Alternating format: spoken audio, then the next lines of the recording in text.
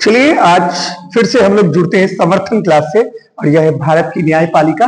हम आपको एक बात बताना चाहते हैं कि भारत की न्यायपालिका की जो नींव है उसके अगर आधारशिला की बात करें तो हमें यह नहीं भूलना चाहिए कि 1935 की भारत शासन व्यवस्था में वह सबसे पहले संघीय न्यायपालिका की स्थापना हुई। संघीय न्यायपालिका की अगर बात करें तो उसकी जो स्थापना हुई थी 1 अक्टूबर 1937 को हुई थी और इसकी स्थापना अधिनियम इंडियन काउंसिल एक्ट भारत शासन अधिनियम 1935 के तहत ही हुई थी। वर्तमान की बात करें जो आप देख पा रहे हैं, वर्तमान की जो सर्वोच्च न्यायालय है उसकी स्थापना आजादी के बाद ही 26 जनवरी 1950 को हो गई थी।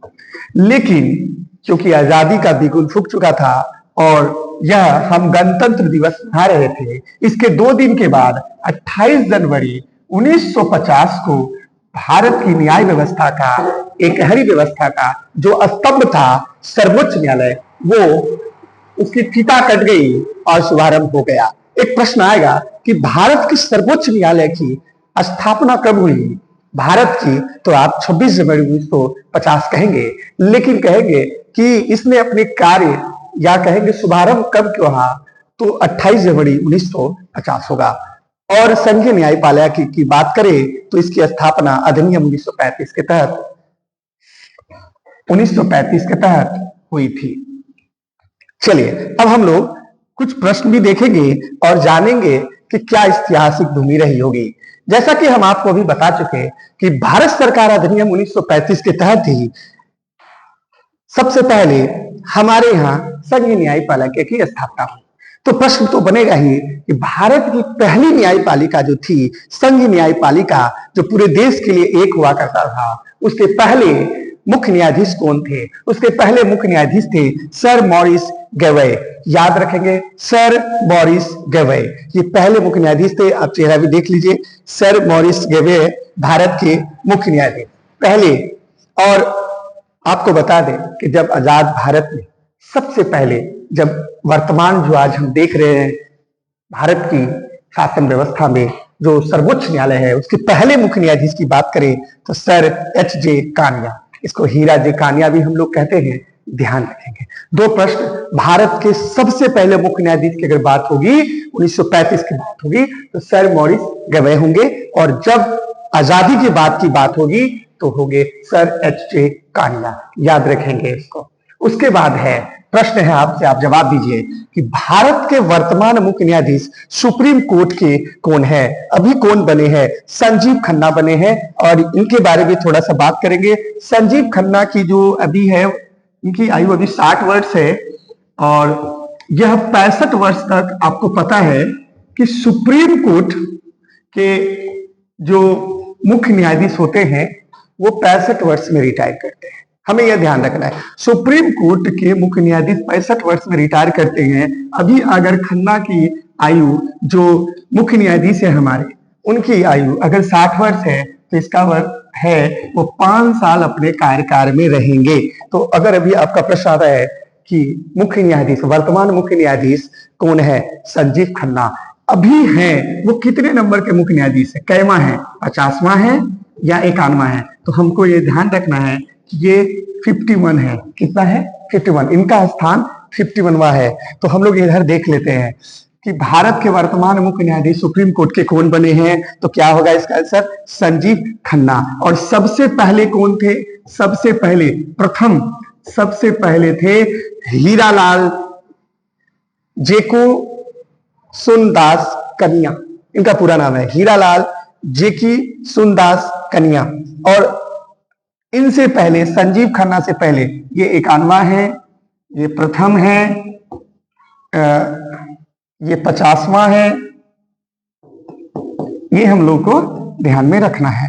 तो अगर आपसे पूछा जाए कि 50वां कौन होंगे तो धनंजय यशवंत चंद्रचूड़ होंगे। चलिए आगे देखते हैं हम लोग।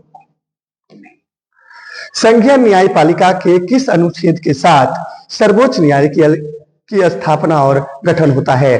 तो एक प्रश्न है ना कि अभी जो वर्तमान सर्वोच्च न्यायालय है, इसकी स्थापना जो हुई है, तो भारतीय संविधान में इसका उल्लेख तो होगा ही कि सर्वोच्च न्यायालय की स्थापना या फिर उनके मुख्य न्यायाधीश के बारे में चर्चा या फिर न्यायाधीशों के बारे में चर्चा, इन सभी के बारे में भारतीय संविधान में एक अनुच्छेद है, उसका नाम है 124।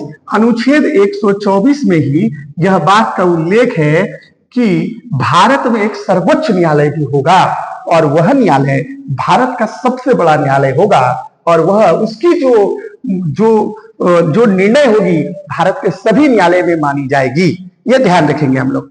तो अनुच्छेद 124।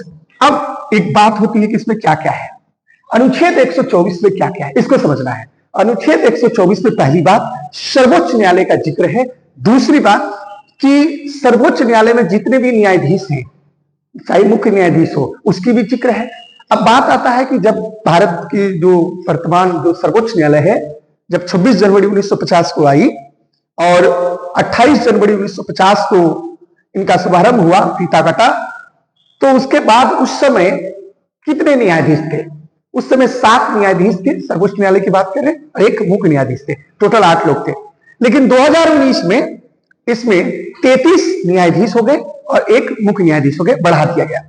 तो प्रश्न आता है कि न्यायाधीशों की संख्या को कौन बढ़ा सकता है? न्यायाधीशों की संख्या को अगर कोई बढ़ा सकता है तो केवल केवल यह एक ही को अधिकार है, वह है संसद, क्योंकि संसद को ही विधि निर्माण करने का अधिकार है और संसद ही ऐसा कर सकती है कि संख्या बढ़ा सकती है या फिर घटा भी सकती है। तो हमको यह ध्यान रखना है कि संसद को यह अधिकार दिया गया है कि सर्वोच्च न्यायालय, जो सर्वोच्च न्यायालय है, उसके न्यायाधीशों की संख्या को बढ़ा सकता है या घटा सकता है। ध्यान रखेंगे हम लोग। तो अभी सर्वोच्च न्यायालय में न्यायाधीशों की संख्या कितनी है? 33 प्लस 1। वर्तमान में ध्यान रखेंगे कि वर्तमान में न्यायाधीशों की संख्या कितनी है सर्वोच्च न्यायालय में, सुप्रीम कोर्ट में 33 प्लस 1। जब सुप्रीम कोर्ट आई थी वर्तमान स्वरूप में 1950 की बात करें तो उस समय कितनी थी? 7 प्लस 1। ध्यान रखेंगे। और यह सब कौन से अनुच्छेद में लिखा हुआ है? 124। चलिए अब है 125। तो 125 किससे जुड़ा हुआ है? वेतन से संबंधित है। किसके वेतन से संबंधित? तो सुप्रीम कोर्ट के न्यायाधीशों के वेतन से संबंधित। अच्छा एक बात और, अब सुप्रीम कोर्ट के वेतन से अगर बात हो रही है तो उसमें 2-3 प्रश्न और आ जाएंगे कि सुप्रीम कोर्ट के वेतन को कौन बढ़ा सकता है? अगर बढ़ाना होगा तो संसद बढ़ा सकती है। इसके वेतन को कौन बढ़ा सकती है? संसद। यहां अगर इसके वेतन को बढ़ाना होगा तो संसद बढ़ा सकती है। एक बात तो ये हो गया। दूसरी बात यह है कि इसके वेतन कहां से दिया जाते हैं? कौन देता है? इसके जो वेतन है संचित निधि से दिया जाता है। अब प्रश्न है कि संचित निधि क्या है? देखिए सीक्वेंस में चल रहे हैं। भारतीय संविधान में किस अनुच्छेद में यह लिखा हुआ है कि सुप्रीम कोर्ट के न्यायाधीशों का वेतन मिलता है? उनका वेतन अनुच्छेद 125 के तहत मिलता है। एक क्लियर है। यह वेतन में कौन बढ़ा सकता है भाई? इनका वेतन कौन बढ़ा सकता है? तो संसद बढ़ा सकता है। दूसरी बात कि इनका जो वेतन है क्या उसकी भी चर्चा है संविधान में? हाँ है कि इनका वेतन संचित निधि से दिया जाएगा और संचित निधि में जो चीजें दी जाती है उसको आप घटा नहीं सकते हैं, बढ़ाना है तो बढ़ा सकते हैं आप। ठीक है। अब बात क्या है कि संचित निधि में जो भी चीज लिखी हुई है अनुच्छेद 266 में है संचित निधि का जिक्र, 266 में संचित निधि का जिक्र है। संचित निधि में जो भी चीज डाली जाती है उसको कोई भी घटा या बढ़ा नहीं सकता, इवन कि निकाल नहीं सकता है उससे कोई भी राशि बिना संसद के अनुमति के। अगर जब तक संसद की अनुमति नहीं होगी संचित निधि से कोई धन नहीं निकलता है। चलिए एक बार हम लोग संचित निधि को विस्तार से देखते हैं। भारत की संचित निधि, आमतौर पर हम अपने घरों की सरकारी जमा बैंक में रखते हैं। ऐसी सरकार को अपनी जमा एक कोष या फंड में रखना होता है। इसे भारत की संचित निधि या कंसोलिडेटेड फंड ऑफ इंडिया कहते हैं। संविधान के अनुच्छेद 266 के 1 में इसका जिक्र है। समझ के बात? मतलब भारत सरकार जितना टैक्स लेती है ना, जो टैक्स होता है, जितना भी पैसा सरकार को आता है वो सभी पैसा टैक्स का जहां से भारत सरकार को आमदनी हो सब का सब संचित निधि में सरकार रखती है। दरअसल संचित निधि में जनता का पैसा होता है, इसलिए इसे एक पैसा निकालने के लिए भी लोकसभा की अनुमति लेनी होती है। लोकसभा में सीधे जनता के चुने हुए प्रतिनिधि होते हैं और उनसे पूछना आवश्यक है। अब इसको भी हम लोग समझते हैं। पहली बात कि संचित निधि की हम लोग बात कर देते हैं। अब संचित निधि अनुच्छेद 266 में है, एक क्लियर है। दूसरी बात कि संसद की अनुमति आवश्यक है। तो क्यों आवश्यक है, यह एक प्रश्न है कि क्यों आवश्यक है। देखिए पहली चीज क्या है ना कि हम जानते हैं कि जब भी कोई वित्त की बात होती है, फाइनेंस की बात होती है, तो फाइनेंस की जब भी बात होगी, वित्त की बात होगी, वित्त विधेयक की बात होगी, तो वैसे में लोकसभा को यह अधिकार दिया जाता है कि वह चीज वित्त वाली बात पहले लोकसभा में आए, और लोकसभा अगर इसे अनुमति देती है, अगर लोकसभा में यह पास हो जाता है कि संचित निधि से धन निकलना चाहिए और कितना धन निकलना चाहिए, अगर पास हो जाता है तब यह राज्यसभा में चला जाता है। लेकिन अगर राज्यसभा इसको पास करना चाहे या रोकना चाहे, इसको यह अधिकार नहीं है। इसे 14 दिन का समय दिया जाता है। आप 14 दिन के अंदर अपना विचार दीजिए, अगर इनका विचार अच्छा लगता है तो आगे इसका विचार माना जाता है, अन्यथा 14 दिन के बाद स्वतः ही यह पास हो जाता है। किसी भी वित्त विधेयक में इसी तरह से होता है, तो हम लोग इसको ध्यान में रखेंगे।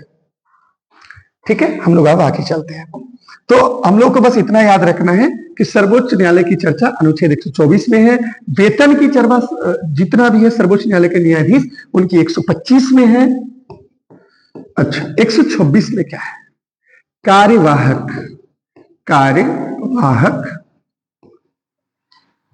न्यायाधीश, कार्यवाहक न्यायाधीश। देखिए, मान लीजिए कि भारत के मुख्य न्यायाधीश की स्वास्थ्य बिगड़ गई या किसी भी रूप में वह कहीं और चले गए हैं, तो उसके जगह पर एक कार्यवाहक न्यायाधीश जो है मुख्य न्यायाधीश के रूप में कार्य करेंगे, और उसके द्वारा जब वो कार्यवाहक न्यायाधीश के रूप में कार्य करेंगे तो उनको उतना ही शक्ति प्राप्त होगा जितना कि मुख्य न्यायाधीश को होता है। ये भी हम लोग ध्यान रखेंगे। दूसरा है अनुच्छेद 127, इसको हम लोग बोलते हैं तदर्थ न्यायाधीश। देखिए, तदर्थ न्यायाधीश के बारे में हम लोग समझेंगे। कभी कभी क्या होता है कि सुप्रीम कोर्ट में गण पूर्ति के लिए बहुत सारे ऐसे भी केसेस आते हैं जिनके लिए, जैसे कि सार्वजनिक मामला या संविधान से जुड़े हुए मामलों के लिए 5 जजों की एक कमेटी बनाई जाती है। एक जो है उनका एक अलग से बेंच बनता है। तो 5 जजों की बेंच बन गई, कहीं 10 जजों की बेंच बन गई, या बहुत सारे देश के मुद्दे हैं तो उनमें जजों की कमी पड़ जाती है। उस समय जब जजों की सुप्रीम कोर्ट में कमी हो जाती है ना, तो उस समय तदर्थ न्यायाधीश की आवश्यकता पड़ती है। जब तदर्थ न्यायाधीश की आवश्यकता पड़ती है तो मुख्य न्यायाधीश क्या करते हैं कि राष्ट्रपति से अनुमति ले लेते हैं कि हमें कुछ न्यायाधीश की आवश्यकता है और हम न्यायाधीश चाहते हैं। तब उस स्थिति में जब राष्ट्रपति अनुमति दे देते हैं कि ठीक है आप मंगवाइए, तब भारत के जो मुख्य न्यायाधीश हैं वो उच्च न्यायालय जो हाई कोर्ट है, अभी हमारे पास 25 हाई कोर्ट है, अभी वर्तमान में 25 हाई कोर्ट है टोटल, अनुच्छेद 214 में इसकी चर्चा भी है। तो जितने भी हाई कोर्ट है वैसे न्यायाधीश जो कि सर्वोच्च न्यायालय के न्यायाधीश बनने की योग्यता रखते हैं, ध्यान सुनिए, वैसे न्यायाधीश जो कि सर्वोच्च न्यायालय के न्यायाधीश बनने की योग्यता रखते हैं, उनको मुख्य न्यायाधीश उन गणपूर्ति के लिए तदर्थ न्यायाधीश के रूप में नियुक्त कर देते हैं। ये हम लोग को ध्यान में रखना है। तो अनुच्छेद 127 आपको समझ में आ गया। इसका मतलब है कि तदर्थ न्यायाधीश उच्च न्यायालय से आते हैं, लेकिन वैसे न्यायाधीश आते हैं जिनकी योग्यता सर्वोच्च न्यायालय के न्यायाधीश बनने की होती है। ये हम लोग को ध्यान में रखना है। चलिए नेक्स्ट सवाल की ओर चलेंगे। भारत का आकस्मिक निधि किस अनुच्छेद में है? ठीक है, एक क्योंकि हमने अभी संचित निधि के बारे में पढ़ा, अब संचित निधि के लिए तो संसद की अनुमति चाहिए, और बिना संसद की अनुमति के ये नहीं निकलता। और संसद में भी किसको दिया गया है? ये लोकसभा को दिया गया है, इसलिए क्योंकि यह संचित निधि जो है ये वित्त से संबंधित है। अब है 267, इसी को हम लोग बोलते हैं आकस्मिक निधि, इसे हम लोग कहते हैं आकस्मिक निधि। ये ध्यान में रखेंगे। आकस्मिक निधि की बात करें तो इसमें हम लोग याद रखेंगे 30,000 करोड़ होना ही चाहिए। 30,000 करोड़ तो जमा होना चाहिए। आकस्मिक है, कब देश में क्या संकट पड़ जाए, कब समस्या पड़ जाए, पैसा तो होना चाहिए सरकार के पास। लेकिन अब संसद से अनुमति लेने के बाद विपदा में इतनी बड़ी प्रक्रिया होगी, कैसे होगी? तब आकस्मिक निधि से धन निकालने के लिए राष्ट्रपति को यह शक्ति है कि राष्ट्रपति के पूर्व अनुमति से आकस्मिक निधि से धन निकाला जा सकता है। हमको यह ध्यान में रखना है। चलिए इसको भी थोड़ा सा हम लोग देख लेते हैं। आकस्मिक निधि, जैसे हम किसी इमरजेंसी से निपटने के लिए कुछ पैसा अपने घर में रखते हैं, उसी तरह सरकार भी बड़ी हादसा, आपदा, देश पर अगर कोई आकस्मिक कोई ऐसी विपदा आ पड़ी जो हमें आर्थिक मजबूती की आवश्यकता पड़े, तो उस समय आकस्मिक निधि से धन निकाला जाता है। और इससे धन निकालने के लिए संसद की आवश्यकता नहीं है। अगर भारत के राष्ट्रपति अनुमति दे देते हैं तो धन निकाला जा सकता है।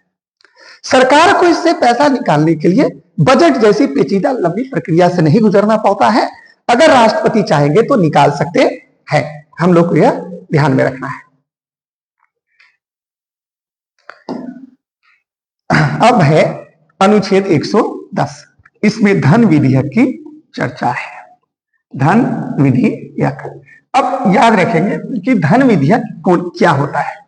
देखिए, धन विधेयक एक वित्त विधेयक है, फाइनेंशियल बात होती है उसमें। लेकिन धन विधेयक है या नहीं है, इसके लिए लोकसभा का स्पीकर, जो लोकसभा होता है ना, लोकसभा, तो लोकसभा के जो अध्यक्ष होते हैं वह यह चीज बता दे कि यह जो वित्त विधेयक है वह क्या है, धन विधेयक है, तो वह धन विधेयक हो जाता है। मतलब ये लोकसभा के स्पीकर तय करते हैं कि कौन वित्त विधेयक है, कौन धन विधेयक है, कौन क्या है।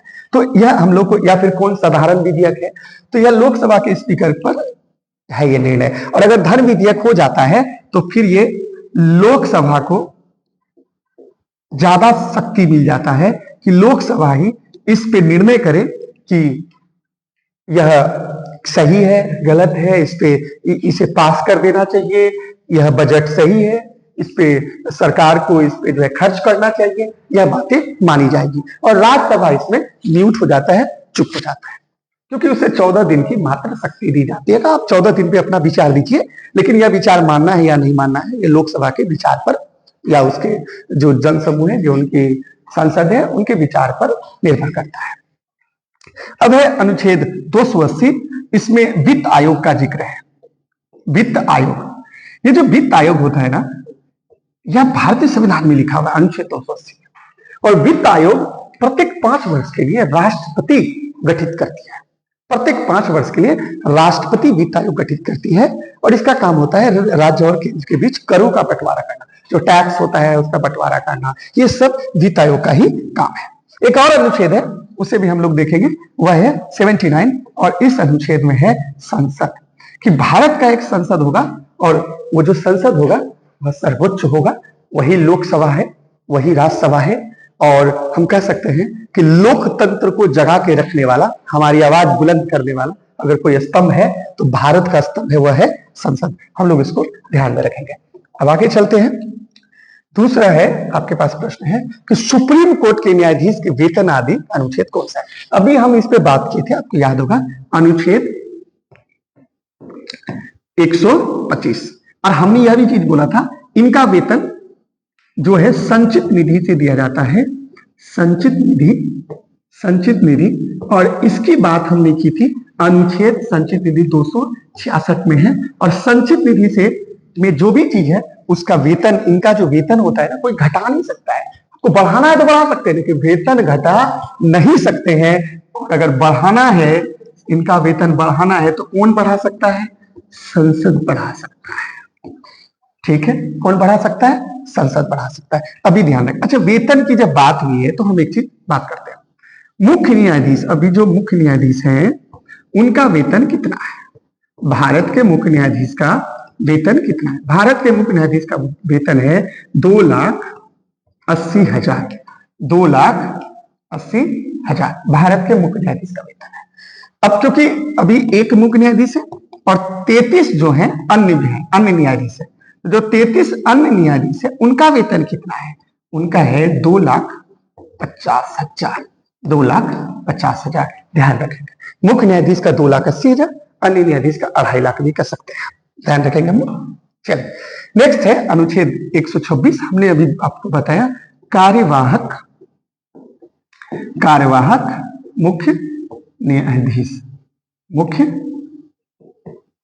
न्यायाधीश, कार्यवाहक मुख्य न्यायाधीश। फिर है अनुच्छेद 127, इसके एडिट करते हैं। अनुच्छेद 127 यहां पे लिखा हुआ है तदर्थ न्यायाधीश। अब अनुच्छेद 127 में लिखा हुआ है जो जिक्र है, अनुच्छेद 127 हो गया। अनुच्छेद 126 कार्यवाहक के बारे में है और यह है वेतन के बारे में, सब हो गया है। और 128 के बारे में अब हम लोग थोड़ा देख लेते हैं। अनुच्छेद 128 में क्या है? देखिए, सर्वोच्च न्यायालय से अगर कोई न्यायाधीश रिटायर हो गया, सर्वोच्च न्यायालय से अगर कोई न्यायाधीश रिटायर हो गए, तो वैसे न्यायाधीश की अगर आवश्यकता पड़ती है सर्वोच्च न्यायालय को, तो वह उसे वापस बुला सकती है।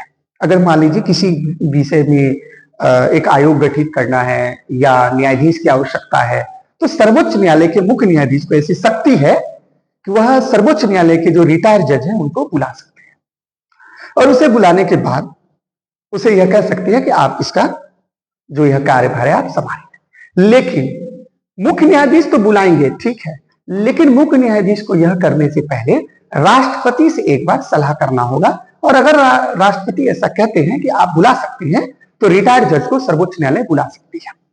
ठीक है। अब सर्वोच्च न्यायालय ने कि जो रिटायर्ड जज है, मतलब जिनकी सेवा आयु पूरी हो चुकी है, जो 65 वर्ष खत्म कर चुके हैं और वो रिटायर हो चुके हैं, तो वैसे लोगों की सेवा की बात अनुच्छेद 128 में लिखा हुआ है।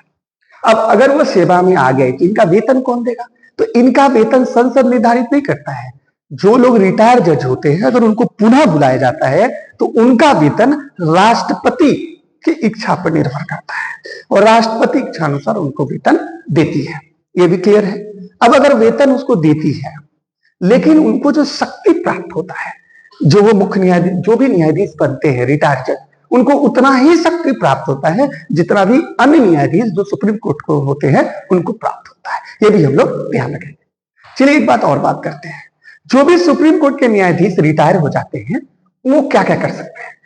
जाहिर सी बात है, सुप्रीम कोर्ट भारत के सबसे बड़े न्याय का मंच, अगर उनसे आप रिटायर हो रहे हैं तो आपको हाई कोर्ट में आप नहीं कर सकते वकील, सुप्रीम कोर्ट में भी आप वकील नहीं बन सकते, लेकिन आप राजदूत बन सकते हैं। अगर आप चाहें तो आप राजदूत बन सकते हैं, आप चाहें तो सरकार का नेतृत्व कर सकते हैं। ये हम लोग को ध्यान में रखना होगा। चलिए नेक्स्ट सवाल की ओर हम लोग चलते हैं और नेक्स्ट सवाल है आपका, सुप्रीम कोर्ट में कार्यवाहक मुख्य न्यायाधीश की नियुक्ति किस अनुच्छेद के अधीन होती है? हमने अभी जस्ट बताया अनुच्छेद 126 कार्यवाहक न्यायाधीश। ये ध्यान में रखिए, एकदम आप एक बार वीडियो देखिए पूरा याद ही हो जाएगा। कार्यवाहक न्यायाधीश, और इसमें क्या है? वेतन का जिक्र है। कार्यवाहक न्यायाधीश की अगर बात करें तो हमने आपको बोला था कि मुख्य न्यायाधीश जो है जब नहीं रहते हैं, मुख्य न्यायाधीश जब नहीं रहते हैं, तो जो न्यायाधीश के रूप में, मुख्य न्यायाधीश के रूप में कार्य करते हैं, उसे ही हम कार्यवाहक न्यायाधीश कहते हैं। कार्यवाहक न्यायाधीश को नियुक्त कौन करता है? भारत के राष्ट्रपति नियुक्त करते हैं। कहां से नियुक्त करते हैं? तो सर्वोच्च न्यायालय के जो न्यायाधीश है उन्हीं में से एक न्यायाधीश को भारत का जो कार्यवाहक मुख्य न्यायाधीश बना दिए जाते हैं। ध्यान रखेंगे ना। अनुच्छेद 141 में क्या है? अगर सुप्रीम कोर्ट ऑफ इंडिया जो भी विधि देती है या जो भी जजमेंट देती है, उसके जजमेंट को पूरे भारत के सभी न्यायालय में माना जाएगा। उनके निर्णय को भारत के सभी न्यायालय में माना जाएगा। और यह किस अनुच्छेद में लिखा हुआ है? अनुच्छेद 141 में लिखा हुआ है। अनुच्छेद 141 में क्या लिखा हुआ है? अनुच्छेद 141 में लिखा हुआ है कि भारत के सभी न्यायालय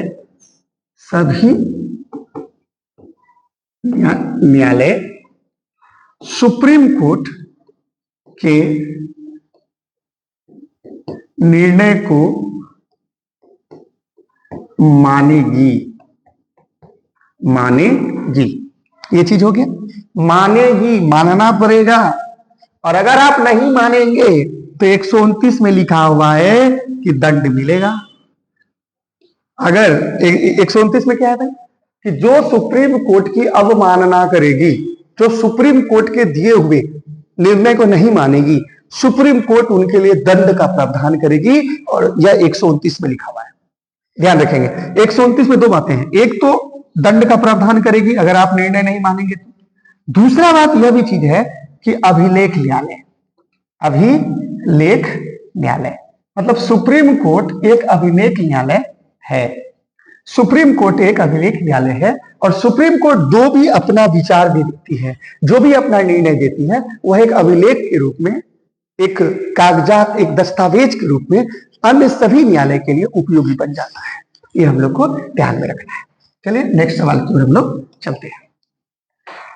सुप्रीम कोर्ट के तदर्थ न्यायाधीश की नियुक्ति किस अनुच्छेद के अधीन होती है? हमने अभी आपके साथ बात किया, अनुच्छेद 127 में तदर्थ न्यायाधीश की जिक्र है, और तदर्थ न्यायाधीश जो बनते हैं वह कौन बनते हैं हम लोग जानते हैं। तदर्थ न्यायाधीश हाई कोर्ट, जो भारत में जो हाई कोर्ट है, हाई कोर्ट के न्यायाधीश बनते हैं, न्यायाधीश बनते हैं। हाई कोर्ट के कैसे न्यायाधीश बनते हैं? 1 नंबर, 2 नंबर वैसे न्यायाधीश, वैसे न्यायाधीश जो कि वैसे न्यायाधीश जो सुप्रीम कोर्ट के न्यायाधीश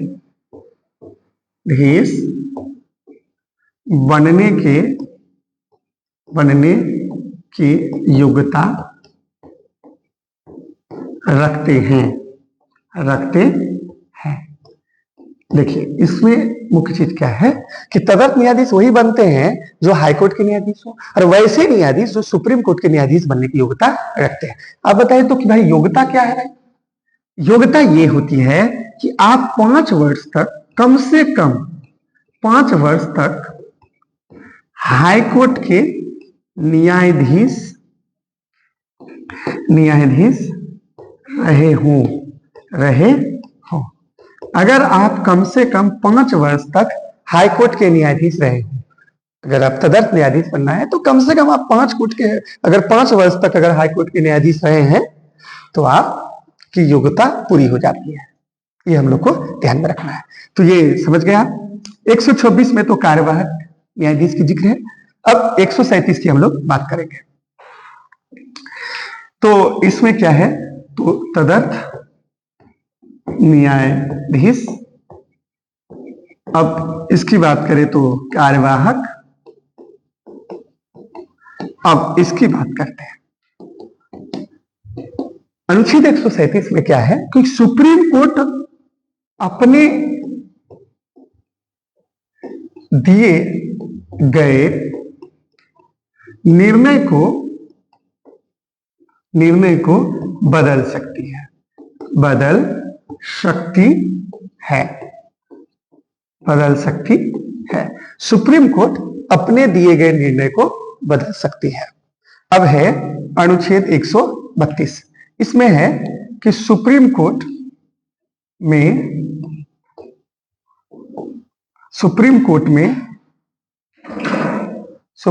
में अपील दायर कर सकते हैं, लेकिन यह अपील किससे जुड़ा हुआ होना चाहिए? यह अपील संविधान से जुड़ा होना चाहिए। किससे होना चाहिए? संविधान। यह अपील संविधान से जुड़ा होना चाहिए। यह अपील संविधान से होना चाहिए। तो एक चीज हम लोग को ध्यान में रखना है। क्या ध्यान में रखेंगे हम लोग ध्यान में रखेंगे कि अनुच्छेद 132 में वह चीज है कि जो संवैधानिक अधिकार है, आपके पास, जो संविधान से जुड़े हुए विषय पर अगर आपको सुप्रीम कोर्ट में अपील करना है तो वह चीज अनुच्छेद 132 में लिखा गया है। सुप्रीम कोर्ट अपने ही निर्णय को बदल सकती है, अनुच्छेद 137 में लिखा हुआ है। अनुच्छेद 126 कहता है कि कार्यवाहक मुख्य न्यायाधीश बन सकते हैं अगर राष्ट्रपति ऐसा चाहे, और अनुच्छेद 127 है तदर्थ न्यायाधीश के बारे में जिक्र है, जिसके बारे में हम लोग बात कर चुके हैं। अब है सर्वोच्च न्यायालय की बैठकों में सेवानिवृत्त न्यायाधीशों की उपस्थिति किस अनुच्छेद के अधीन होती है। हम लोग अभी जान चुके हैं, यहाँ पे 125 में वेतन का जिक्र है। वेतन जो सुप्रीम कोर्ट के न्यायाधीश है उनकी वेतन की बात कर रहे हैं। अब अनुच्छेद 127 की बात करें, यह तदर्थ न्यायाधीश की बात है। तदर्थ न्यायाधीश अनुच्छेद 143 ये जो लिखा हुआ है, राष्ट्रपति को यह एक अधिकार दिया गया है, राष्ट्रपति सुप्रीम कोर्ट से सलाह ले सकती है, सलाह ले सकती है, यह राष्ट्रपति को दिया गया है। अब राष्ट्रपति सुप्रीम कोर्ट से सलाह ले सकती है, लेकिन यह जो सलाह होती है ना, ये दो प्रकार की होती है। एक होती है संविधान से जुड़े हुए विषय पर, संविधान से जुड़े हुए विषय पर, और दूसरा जो आपका सलाह होती है सार्वजनिक विषय पर। देखिए, अगर कोई संविधान के बारे में बात है, संवैधानिक विषय है, तो संविधान का रक्षक कौन? Supreme court. संविधान की व्याख्या करेगा कौन? Supreme court. मौलिक अधिकार की रक्षा कौन करेगा? Supreme court. अब अगर सुप्रीम कोर्ट को सभी अधिकार प्राप्त है, तो संविधान से जुड़े हुए विषय पे अगर भारत की राष्ट्रपति सुप्रीम कोर्ट ऑफ इंडिया से सलाह मांगती है तो इसे देना पड़ेगा, देना ही पड़ेगा। लेकिन अगर सार्वजनिक विषय पर सलाह मांगती है तो अगर नहीं भी देंगे तो बात चलेगा। मतलब यहाँ देना अनिवार्य है और यहाँ देना अनिवार्य नहीं है। दे भी सकते हैं, नहीं भी दे सकते, लेकिन यहाँ देना ही देना होगा।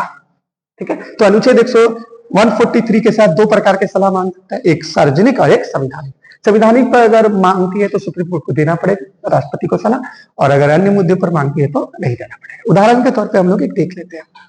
बाबरी मस्जिद का जो विवाद हुआ था, सबको पता है कि बाबरी मस्जिद के को लेकर जब कमेटी गठित हुई थी, आयोग गठित हुई थी, तो उसमें राष्ट्रपति जो है सुप्रीम कोर्ट से अपना विचार मांगी थी। तो सुप्रीम कोर्ट ने बोला नहीं, इस मामले पे हम अपना विचार नहीं देंगे, हम इसके बारे में कुछ कहना या जो टिप्पणी करना नहीं चाहते हैं, क्योंकि वो सार्वजनिक विषय था। लेकिन जब संवैधानिक बात होता है तो राष्ट्रपति को ऐसा विचार है, उसको देना पड़ता है। अब है अनुच्छेद 13। अनुच्छेद 13 क्या है, इसको भी हम लोग समझ लेते हैं। अनुच्छेद 13 जो है, पहली बात तो अनुच्छेद 12 से लेकर जो 35 तक है वो मौलिक अधिकार से जुड़ा हुआ है। मौलिक अधिकार इससे जुड़ा हुआ है, ये हम लोग को याद है। एफआर, फंडामेंटल राइट, अनुच्छेद 12 से लेकर 35 तक। इसका मतलब है कि अनुच्छेद 13 भी मौलिक अधिकार ही है। तो अनुच्छेद 13 में यह चीज लिखा हुआ है कि संसद कोई ऐसा कानून बनाती है या कोई भी विधि का निर्माण करती है तो सुप्रीम कोर्ट ऑफ इंडिया को यह अधिकार है, सुप्रीम कोर्ट ऑफ इंडिया को यह अधिकार दिया गया है कि वह जो है उसको चेक कर सकती है, उसको देख सकती है कि क्या मौलिक अधिकार जो भारतीय के जो नागरिकों को जो प्राप्त है, जो नागरिकों को प्राप्त है जो मौलिक अधिकार, क्या वर्तमान में जो विधि बनाया गया है उसमें मौलिक अधिकार छीना तो नहीं गया है? क्या मौलिक अधिकार को कम तो नहीं किया गया है? अगर मौलिक अधिकार को कम किया गया है या छीना गया है या किसी भी रूप में मौलिक अधिकार प्रभावित होती है तो वह सब शून्य हो जाएगा। मतलब इसको हम लोग एक क्वेश्चन से समझते हैं। तो अगर वो कहती है कि भारत के प्रत्येक व्यक्ति को शाम में 7 बजे के बाद न्यूज सुनने का अधिकार नहीं है, मतलब जो मीडिया में जो न्यूज आता है उसको सुनने का अधिकार नहीं है, ये भारत के संसद में पास हो जाती है। अब यह बात सुप्रीम कोर्ट चेक करती है अनुच्छेद 13 के तहत, बोलती है अरे ये क्या बात हुआ भाई, क्यों नहीं न्यूज सुनेगी 7 बजे के बाद? ये तो भारत का मौलिक अधिकार है, फंडामेंटल ऑफ राइट है हमारा, ये तो हमारा फ्रीडम ऑफ एक्सप्रेशन है, वो तो हमारा मौलिक अधिकार है। तो इससे सुप्रीम कोर्ट क्या करेगी, जो चीज मौलिक अधिकार को प्रभावित करेगी वह सब का सब शून्य हो जाएगा, वह प्रभाव रहित हो जाएगा। ये हम लोग को ध्यान रखना है। नेक्स्ट सवाल की ओर चलते हैं हम लोग। अब है सर्वोच्च न्यायालय। अब एक अभिलेख न्यायालय होगा। सर्वोच्च न्यायालय एक अभिलेख न्यायालय होगा। ये अनुच्छेद 129 में लिखा हुआ है। देखिए, अभिलेख न्यायालय की जहां तक बात है उसको समझते हैं। जो सर्वोच्च न्यायालय किसी भी चीज पे अपना निर्णय देती है वह एक अभिलेख बन जाता है अन्य न्यायालय के लिए, क्योंकि सर्वोच्च न्यायालय के नीचे जो होती है वो होती है उच्च न्यायालय। उच्च न्यायालय, जो उच्च न्यायालय होती है वो सर्वोच्च न्यायालय के लिए जो है अधीनस्थ न्यायालय होती है। मतलब यह एक अधीनस्थ न्यायालय है किसके लिए? सर्वोच्च न्यायालय के लिए। अब सर्वोच्च न्यायालय जो भी निर्णय देगी, कोई भी निर्णय होगा, उसे उच्च न्यायालय को मानना पड़ेगा और वह एक डॉक्यूमेंट्स के रूप में उपयोग हो सकता है भारत के सभी न्यायालय में, और इसीलिए इसको अभिलेख न्यायालय के रूप में स्वीकारा गया है। दूसरी बात, अनुच्छेद 129 में और एक चीज लिखा गया है कि जो भी सर्वोच्च न्यायालय के वक्तव्य को या निर्णय को नहीं मानेगा उसके लिए सर्वोच्च न्यायालय दंड का प्रावधान कर सकती है। ये हम लोग को ध्यान में रखना है। अनुच्छेद 137 में लिखा हुआ है कि सुप्रीम कोर्ट ऑफ इंडिया अपने ही दिए गए अपने निर्णय को बदल सकती है।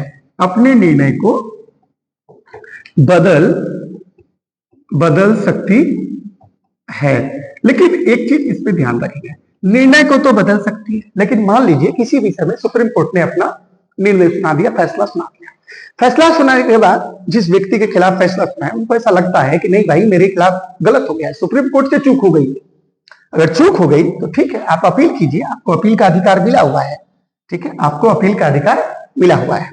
आपको पता है कि संवैधानिक मामले पे जो अपील होती है अनुच्छेद 32 के तहत 132, सिविल मामले के लिए 133 और क्रिमिनल ऑफेंस जो होता है उसके लिए 134।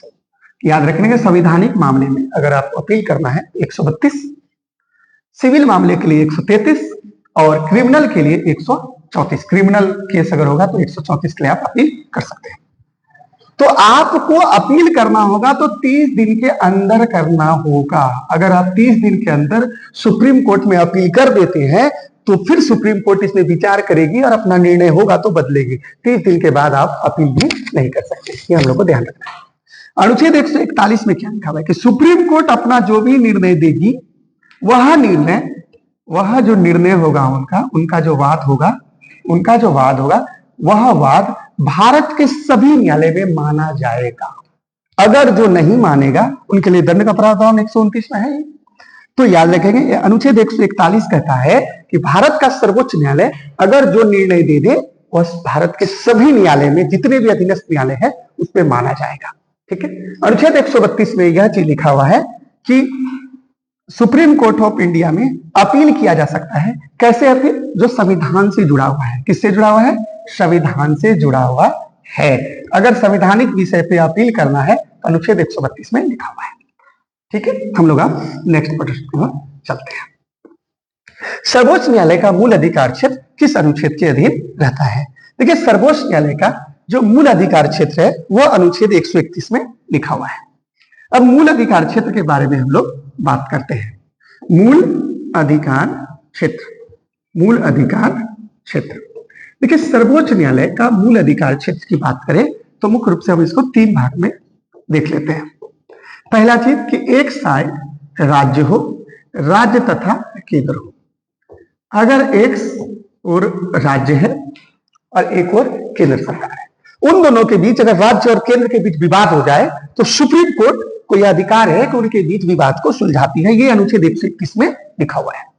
दूसरा चीज हो सकता है कि राज्य तथा राज्य के बीच विवाद हो जाए, राज्य तथा राज्य के बीच विवाद हो जाए। ठीक, या फिर राज्य तथा राज्यों के मध्य विवाद हो जाए। ऐसा भी हो सकता है कि एक राज्य हो और राज्य तथा राज्यों के बीच विवाद हो जाए, एक से अधिक राज्यों के बीच भी विवाद हो जाए। इसका मतलब है कि सुप्रीम कोर्ट को यह अधिकार दिया जाता है कि केंद्र और राज्य के बीच या राज्य के बीच या एक से अधिक राज्यों के बीच अगर विवाद हो जाता है तो सुप्रीम कोर्ट ऐसे सभी विवादों को सुलझाती है। और ये 131 में यह चीज की चर्चा है। ये हम लोग को ध्यान में रखना है। एक चीज हम लोग को ध्यान में रखना है कि जो नदी से जुड़ा हुआ जो होता है कि नदी विवाद जो हो जाता है या हम लोग जानते हैं ना, जो अंतर्राज्यीय नदी विवाद, ऐसे जो चीजें हैं उसको 131 अनुच्छेद से अलग रखा गया है। अंतर्राज्यीय नदी जो विवाद है उसको अनुच्छेद 131 से अलग रखा गया, याद रखेगा। अगर दो राज्यों के बीच में नदी विवाद है तो क्या सुप्रीम कोर्ट अनुच्छेद 131 के तहत देखती है? नहीं देखती है। यह केवल यही है, इसी जो आप जो देख रहे हैं राज्य तथा केंद्र के बीच, राज्य तथा राज्य के बीच, राज्य तथा राज्यों के बीच लिखा हुआ है, इसमें हम लोग ध्यान रखेंगे इसको। नेक्स्ट है 132, इसमें संवैधानिक विषय पर जुड़े हुए जो चीजें होते हैं उस पर अपील की जाती है। 143 हमने पीछे बात किया था कि राष्ट्रपति जो है, राष्ट्रपति सुप्रीम कोर्ट से सलाह ले सकता है, इसके बारे में हम लोग बात कर चुके हैं। 129 में हमने अभी बताया है अभिलेख न्यायालय के बारे में, अभिलेख न्यायालय के बारे में हमने बात कर लिया है, और दंड का भी इसमें प्रावधान है, ये भी हमने देखा है। उसमें अपील की बात है, अपील कर सकते हैं, लेकिन यहाँ जो अपील होना चाहिए, यह अपील किस विषय से जुड़ा हुआ चाहिए? संविधान से जुड़ा हुआ होना चाहिए। यह भी चीज हो गया। और तीसरा क्या है? यही है, मूलाधिकार क्षेत्र से जुड़ा हुआ। चलिए नेक्स्ट प्रश्न की ओर हम लोग चलते हैं।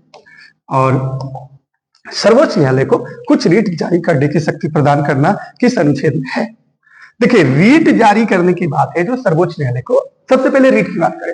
आपको पता है ना कि संविधान की आत्मा, संविधान क्या कह सकते हैं कि soul of the Indian constitution, संविधान की जो आत्मा है, डॉक्टर भीमराव अंबेडकर ने कहा है कि संविधान की आत्मा अनुच्छेद 32 को कहा जाता है। अगर अनुच्छेद 32 को निकाल दिया जाए तो संविधान है या नहीं, कोई फर्क नहीं पड़ता।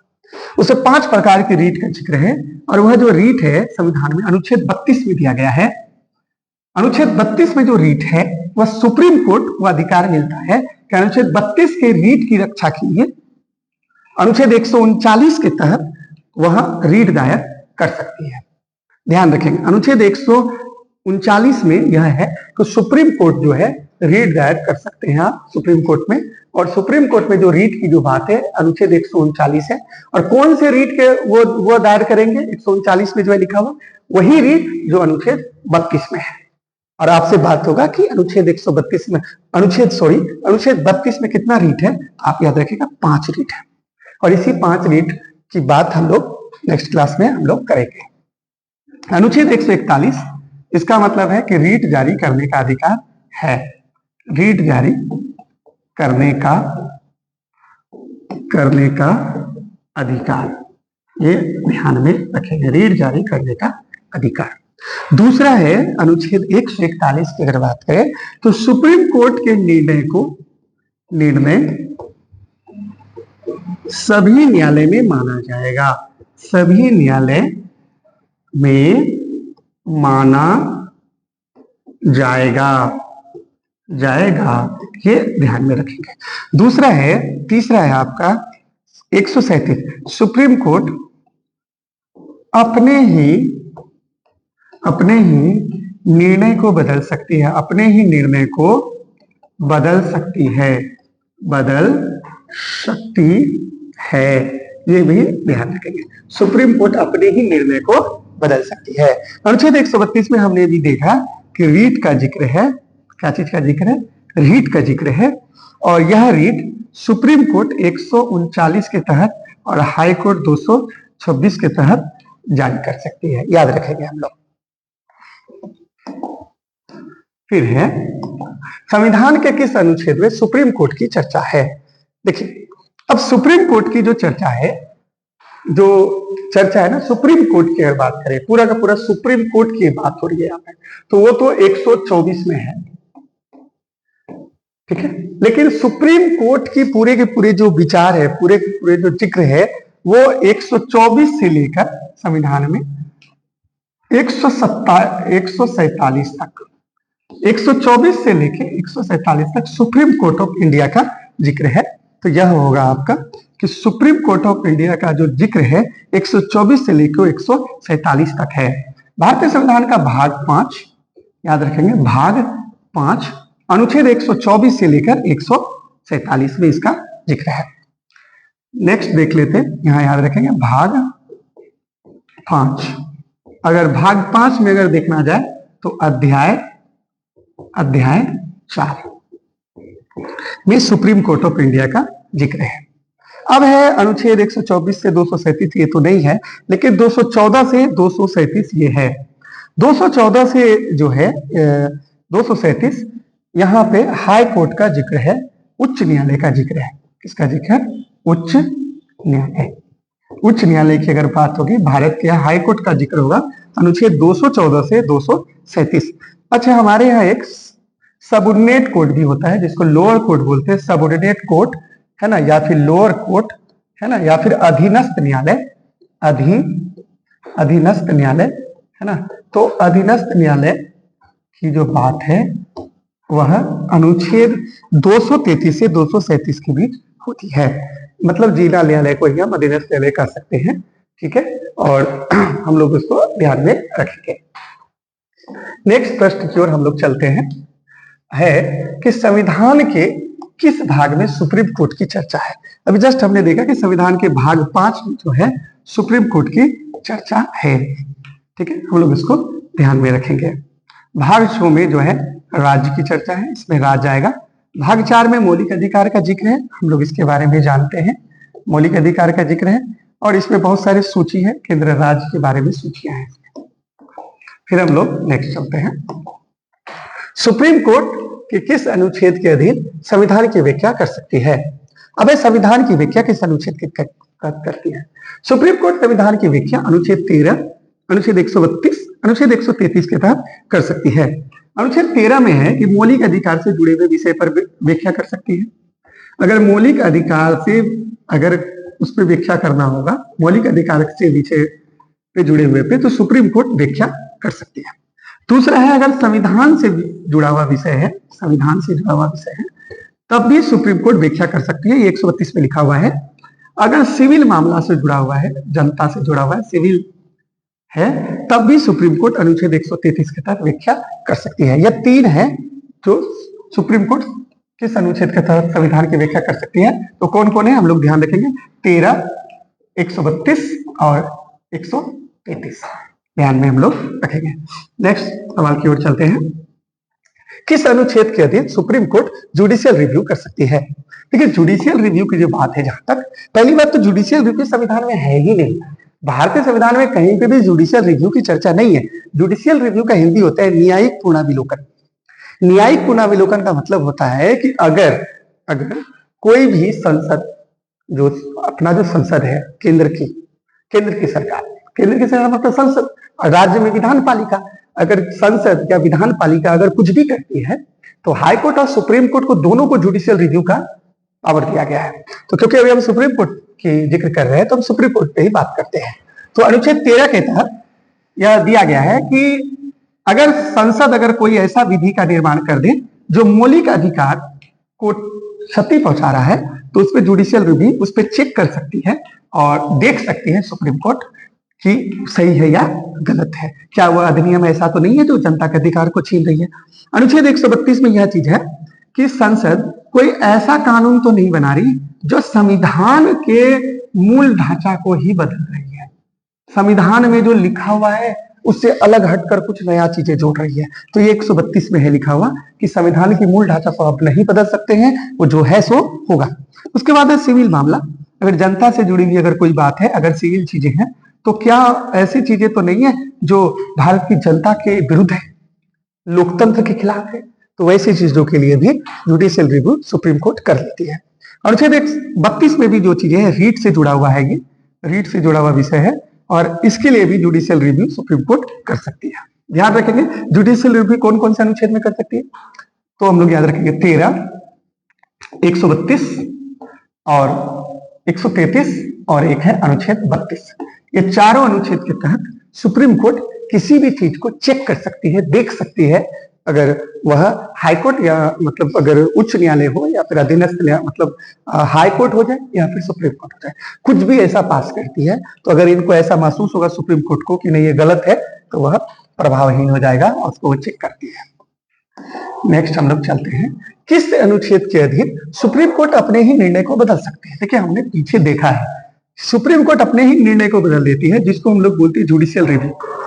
देखिए, एक बात तो क्लियर है, भारतीय संविधान में कहीं पे भी इसका जिक्र नहीं है कि कहीं पे भी जो है जुडिशियल रिव्यू का जिक्र नहीं है, कहीं नहीं लिखा हुआ है कि किस अनुच्छेद में जो है यह चीज लिखा हुआ है कि भारत न्यायिक पूर्णाविलोकन, न्यायिक पूर्णाविलोकन, ठीक है, न्यायिक पूर्णाविलोकन, कहीं पर भी न्यायिक पूर्णाविलोकन कहीं नहीं लिखा हुआ है, लेकिन इसके विचार हैं, इसके विचार हैं। तो अनुच्छेद 137 के साथ सुप्रीम कोर्ट अपने ही निर्णय को बदल सकती है। अनुच्छेद 129 में हमने जाना अभिलेख न्यायालय है, दंड का प्रावधान है इसमें।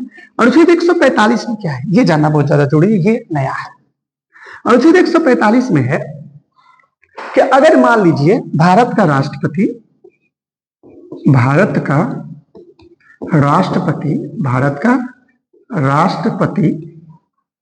कोई आयोग गठित कर, है ना, आयोग गठित करने के लिए सुप्रीम कोर्ट को कहती है, सुप्रीम कोर्ट को कहती है, ठीक है। तो अगर वो आयोग गठित करने के लिए भारत का राष्ट्रपति कहेगी, हमको पता है आपको कि अनुच्छेद 143 में है यह बात का जिक्र कि सुप्रीम कोर्ट हाई कोर्ट से जो है, मतलब भारत के जो राष्ट्रपति हैं सुप्रीम कोर्ट से विचार मांग सकती है, अब बोलती है एक आयोग आप गठित कीजिए। तो अगर ये आयोग जो होते हैं ना, दो विषय पे होते हैं, एक होते हैं कि कॉन्स्टिट्यूशन के विषय पे और एक होते हैं सार्वजनिक बात, मतलब एक हो सकता है कि संविधान से जुड़े हुए विषय पे हो जाए और एक होता है संवैधानिक बात। तो अगर संविधान से जुड़े हुए विषय पे अगर आयोग गठित होगा तो कम से कम उसमें 5 जज होने चाहिए, 5 न्यायाधीश कम से कम होने चाहिए, तभी आपका आयोग गठित हो सकता है संविधान से जुड़े हुए विषय पे। लेकिन अगर वह विषय सार्वजनिक है, सार्वजनिक विषय है, तो सार्वजनिक विषय पे कम से कम 3 जज होने चाहिए। ये जो 5 जज संविधान के विषय पे, 3 जज सार्वजनिक विषय पे, ये सभी नियम कहाँ पे लिखा हुआ है कि अगर सुप्रीम कोर्ट में कोई आयोग बनेगा तो उसमें उतने जज होंगे, इतने जजों का बेंच बनेगा, ये सब अनुच्छेद 145 में लिखा हुआ है, ये हम लोग को ध्यान में रखना है। अनुच्छेद 141 में लिखा हुआ है कि सुप्रीम कोर्ट अगर कोई निर्णय देती है भारत के सभी न्यायालय में यह माना जाएगा। हम लोग अब आगे चलते हैं, ध्यान रखेंगे इसको। और सुप्रीम कोर्ट के फैसले की अवमानना करने पर दंड का प्रावधान किस अनुच्छेद में है? देखिए हमने अभी बात किया, इसी अनुच्छेद में है, 129 में है दंड का प्रावधान। अगर आप सुप्रीम कोर्ट की अवमानना करेंगे, सुप्रीम कोर्ट की अवमानना अगर कोई करता है, अवमानना अगर कोई करता है, अवमानना करता है, तो सुप्रीम कोर्ट उसको दंड दे सकती है। अगर आप सुप्रीम कोर्ट के दिए गए निर्णय को नहीं मानेंगे या सुप्रीम कोर्ट के खिलाफ जाएंगे तो दंड का प्रावधान होगा। और यही 129 में अभिलेख न्यायालय भी है, सुप्रीम कोर्ट एक अभिलेख न्यायालय भी है, यह भी लिखा हुआ है। 131 में है कि सुप्रीम कोर्ट का मूल क्षेत्र अधिकार है, हमने बताया था राज्यों के बीच हो जाए, राज्य और केंद्र के बीच हो जाए, राज्य एक से अधिक राज्यों के बीच हो जाए। 125 में वेतन से जुड़ा हुआ है। 266 में संचित निधि है, इसके बारे में हमने बात किया था, संचित निधि और संचित निधि से पैसा तभी निकलता है जब संसद अनुमति दे। इसी पे भारत का जितना भी टैक्स लेती है ना गवर्नमेंट, सारा पैसा जो कमाती है सब यहीं रखती है। और अनुच्छेद 267 में है आकस्मिक निधि, आकस्मिक है ना, आकस्मिक निधि, और आकस्मिक निधि से पैसा राष्ट्रपति के पूर्व अनुमति से निकाला जा सकता है, ध्यान रखेंगे हम लोग। नेक्स्ट चलते हैं। न्यायपालिका और विधायिका के मध्य अगर विवाद होने पर कौन सुलझाता है? अब लीजिए, न्यायपालिका और एक साइड विधायिका हो गई। हम तो जानते भाई कि हमारे यहाँ तो है शासन के 3 स्तंभ हैं, एक है न्यायपालिका, एक है न्यायपालिका, ठीक है, और एक है विधायिका, एक है विधायिका, और जो है 30 में है कार्यपालिका। तो ये 3 है हमारे पास, न्यायपालिका, कार्यपालिका और विधायिका। विधायिका मतलब संसद होगा। कार्यपालिका का जो मुख्य है वो है भारत के राष्ट्रपति, इसे भारत के प्रथम व्यक्ति भी कहते हैं।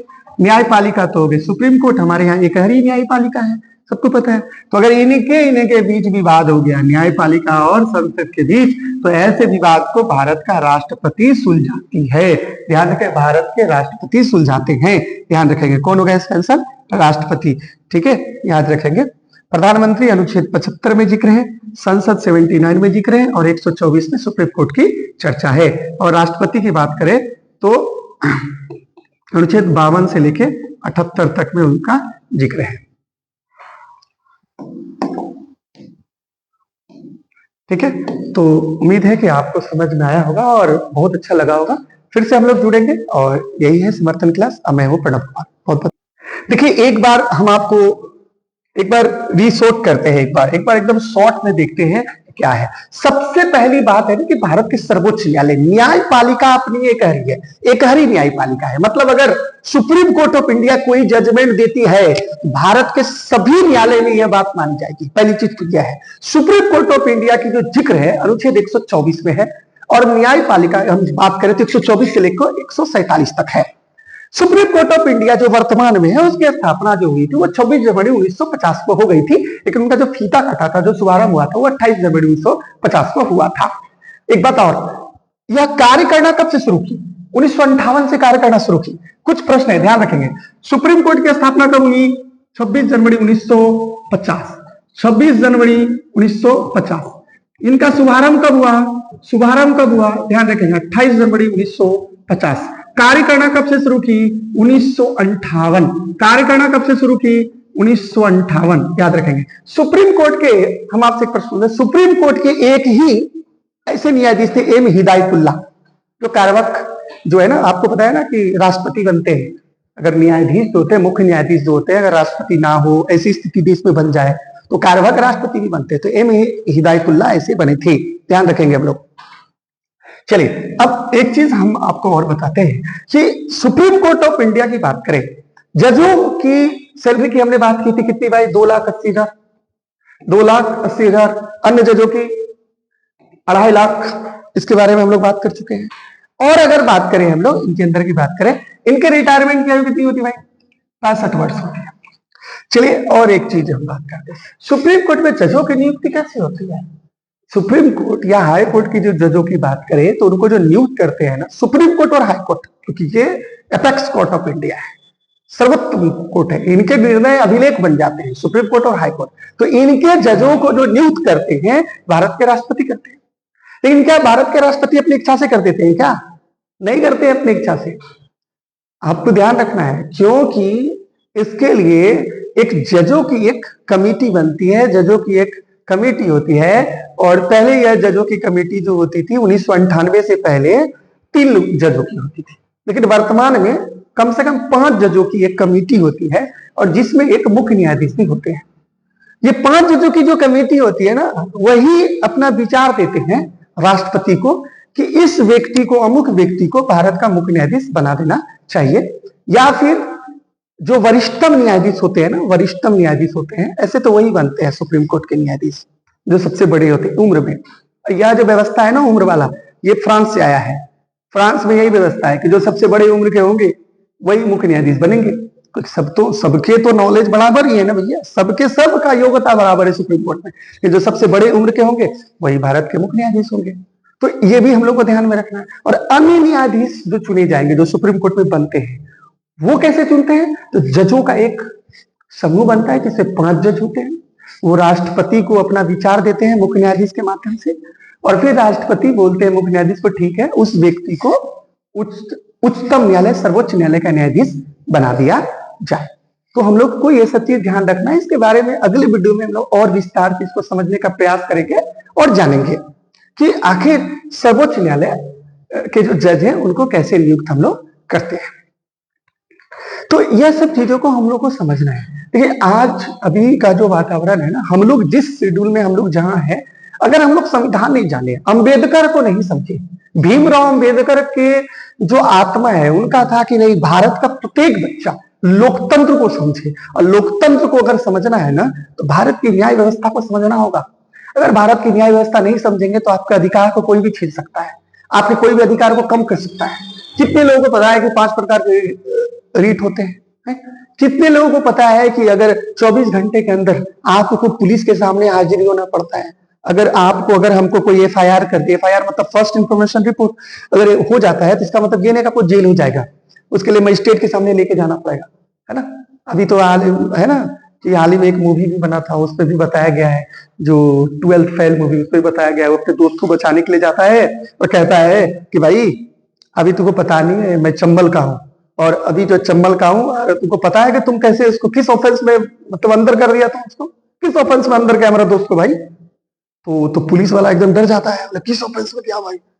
तो मुद्दा क्या है उसमें, वो पड़ा हुआ है, वो यूपीएससी का लड़का है, तो उसको पता है, तो उसको पकड़ लिया एकदम थानेदार को। थानेदार डर गया, हाँ भाई ऑफेंस तो कुछ नहीं है, क्योंकि भारत का संविधान उसको पता है। तो देखिए, ऑफेंस उसको पता हो तो डर के उसका, आपको पिक्चर देखोगे आप, उसका पैसा भी वापस किया। बस यही कहेंगे कि संविधान को समझिए, हमसे जुड़े रहिए। मैं प्रणव कुमार हूं और यह समर्थन क्लब। बहुत बहुत धन्यवाद। Thank you.